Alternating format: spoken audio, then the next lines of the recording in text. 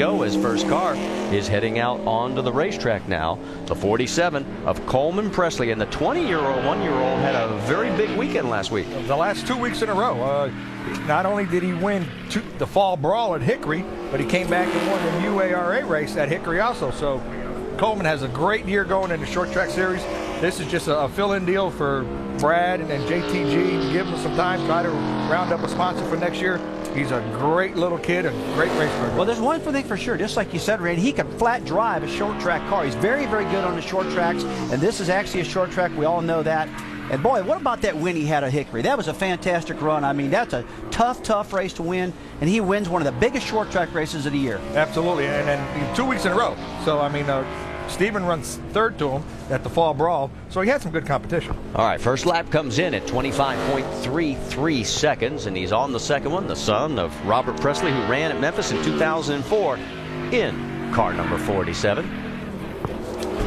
And as he comes around, you will get his second lap, and obviously our first car is now officially qualified. 24.209, a big jump, picks up 1.1 seconds, and that talks volumes about track temperature. Jack, you've got more on that subject?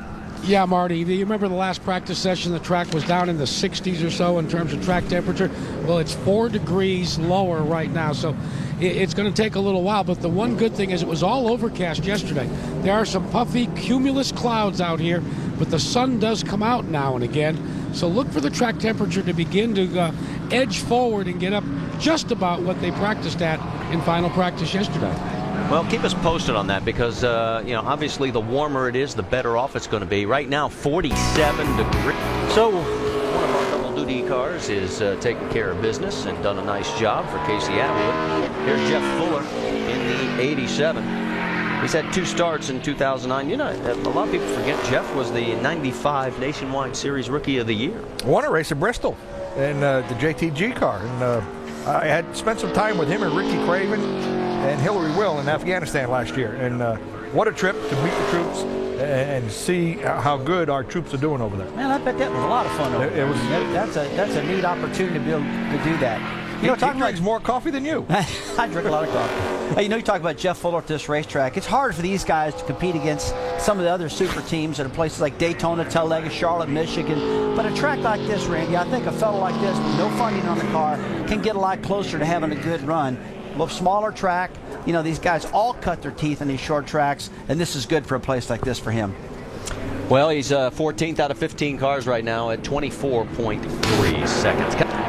Back here at Memphis Motorsports Park, Johnny Chapman out for his qualifying effort. We can tell you during the break, Shelby Howard put his car 12th right now, 23.16 seconds out of the 31 cars that have taken times. He's the first of our go-or-go-homers. And here is Johnny, the second car out.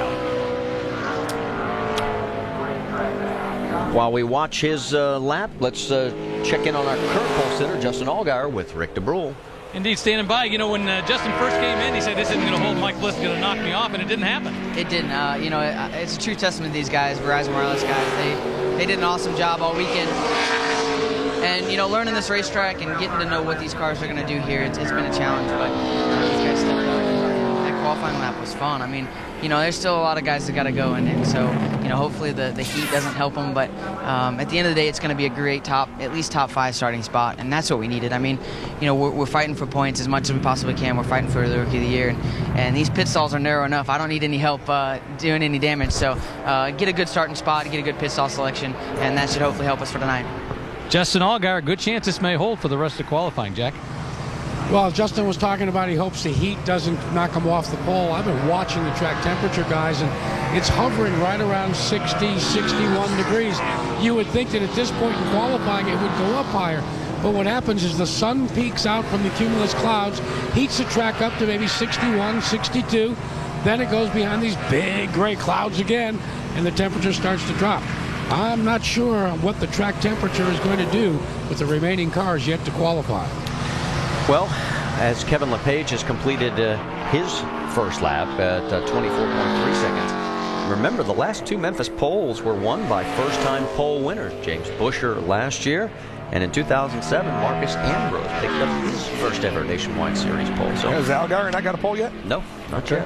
And he's going to have a teammate, Brad Keselowski, who's going to run the whole Nationwide Series next year. Ooh, boy, LePage looked like he brushed the wall with the right rear quarter panel, maybe just a touch. It was good enough to move him into the 22nd spot on the second lap, 23.4 seconds, but nowhere near close enough to affect the pole. And Todd Cleaver will be next out. Here's a name we haven't heard for in a while. He drove for Roush for a couple of years, had some great runs in the Roush cars, and just kind of got lost in the wayside. Tell you what, these guys going out right now, Todd Cleaver, guys like that, they got a lot of pressure on them right now. They got to get qualified on time. They locked the top 30 cars in by point standings. So there's 51 cars here at Memphis this weekend, and that's a lot of cars. And these guys right now out there have got pressure on them. They screw up a little bit, they're going to get a truck going home. So this is a position I wouldn't want to be in. You know, Memphis always brings a lot of cars. Richmond brings a lot of cars. Come here one year, Rusty, 73 cars tried to make this race. All these short trackers trying to make a name for themselves, and I don't blame them. This is a great track to get out there. Remember, everybody here cut their teeth in the short tracks, just like this place right here in Memphis. And they feel much more comfortable here than in a place like Charlotte or Daytona or something like that. Well, you had mentioned that Todd hasn't been seen for a while. 51 Nationwide Series starts. His last was at Watkins Glen back in August of 07. He has one pole. That was at Nashville in June of 2006. Right now on lap number 2 and no threat to take the pole. Rusty, where'd they ever come up with cut your teeth? I never cut my teeth anywhere. It's just a term. Okay. You know, it's just something they talk about.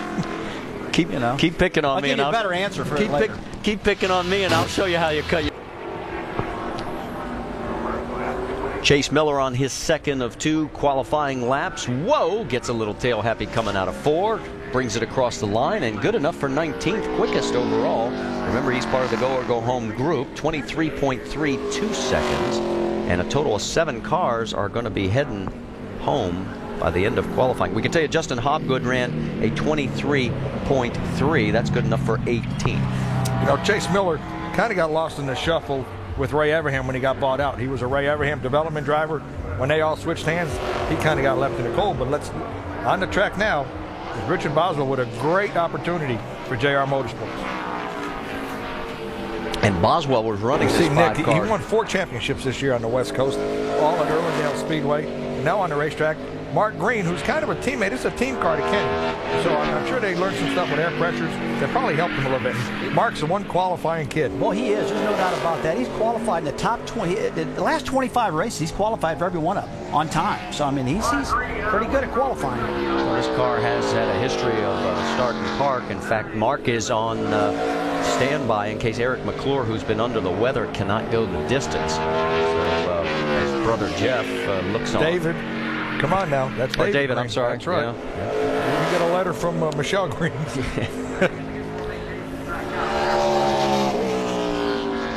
Second lap comes in at 23.5 seconds, 32nd quick. Ooh, that's not a good lap. He might miss his first race all year long with that run right there. That was not a good run. Yeah, in fact, he is the slowest of the group of the go or go homers so far. So, yes, he is very vulnerable. Jeremy Clements has now been locked in thanks to that run. So, Boswell, Howard, Clements. Marty, I think I might have jinxed Mark Green there. I mean, he's qualified on time in the last 25 races, and then he goes out right now, and that happens. Better keep my mouth shut when it comes to stuff like that, huh? Well, there you go. You look at practice sheets. I'm going to let you do that next time, Randy, okay? It's all good. You know, he wasn't good in practice, and that's something that when you're good in practice, you're usually good qualifying. And when you're not good in practice, you're usually not good in qualifying. That's a tough racetrack. Did a good job up there. And I want to be very clear on that sponsorship with Stripers.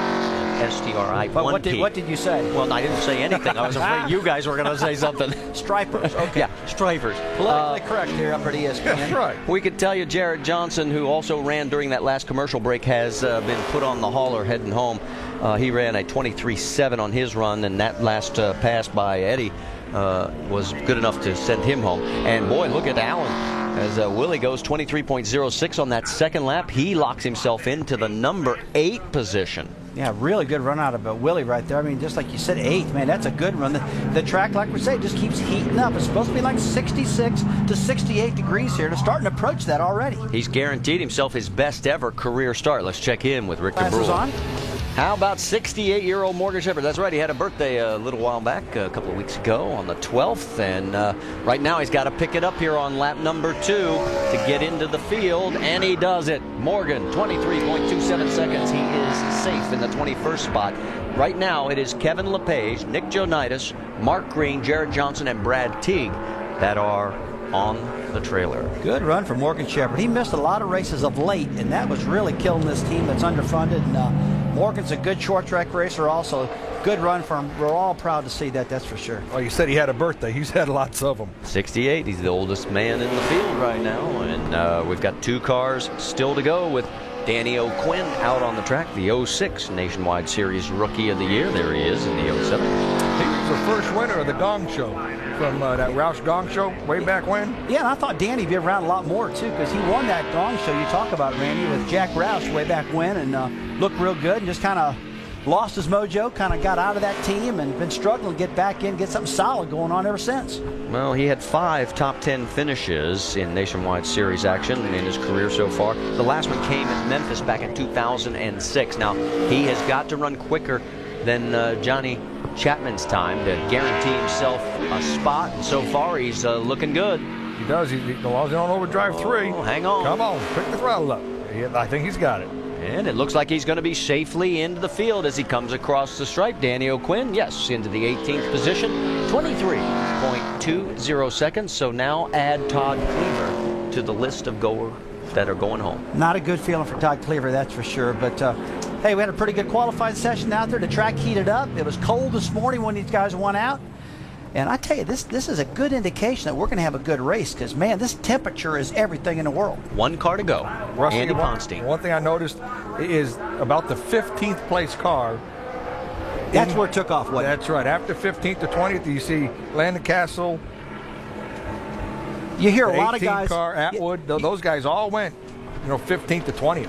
You hear a lot of people saying, Randy, hey, I don't want to be the first one out. And when you watch these tracks and to watch the temperature come up, a lot of these shorter tracks, you're right. It seems like between 10 and 15 cars, when they go out, that's when the track finally starts getting better. You know, you really don't want to be first through 8th, first through 9th, but after that, that's when it's good. Well, Andy, it's either Andy's in or it's Johnny Chapman. And you can see the first lap has been a throwaway for everybody today. Not one car has run their quickest lap on the first lap. Now, Corey Stott owns this car racing. He's been around racing for a very long time. His dad's was around racing. He grew up in the sport. Is Justin really on the phone, or is this just a way of getting Verizon mentioned on the broadcast? Yeah, well, maybe. I don't see his, what they call that, his network. He's in. He's got it. And it's going to be Ponstein in the 16th position, 23.16 seconds. So that means that it is Johnny Chapman going home, along with Todd Cleaver, Kevin LePage, Nick Jonitis, Mark Green, Jared Johnson, and Brad Teague.